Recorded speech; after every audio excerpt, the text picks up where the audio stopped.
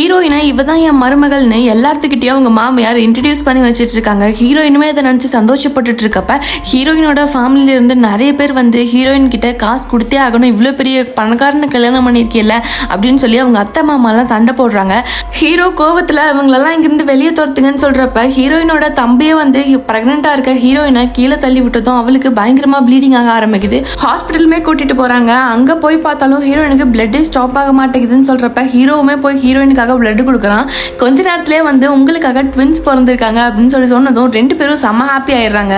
கொஞ்ச நேரத்திலேயே ஹீரோவுமே ஹீரோயினை போய் பார்க்குறான். நமக்கு ட்வின்ஸ் பிறந்திருக்கு அப்படிங்கிற சந்தோஷமான விஷயத்தை எல்லாத்தையுமே ஹீரோயின் கிட்ட சொல்லிட்டு இருக்கான். அதே சைடு இந்த வில்லி பொண்ணு இது ஹீரோவோட குழந்தை தானே, டிஎன்ஏ டெஸ்ட் அப்படிங்கிற மாதிரி சொல்றாங்க. அந்த ரிப்போர்ட்டையும் வாங்கிட்டு அந்த பொண்ணு ஹீரோட வீட்டுக்கே வந்துடுறா.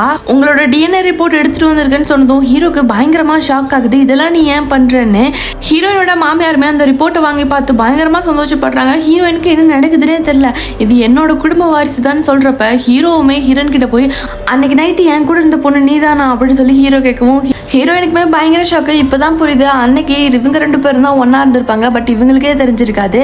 அப்புறம் என்ன கான்ட்ராக்ட் மேரேஜ் பண்ண ஹீரோவும் ஹீரோயினும் ஒன்று சேர்ந்துறாங்க.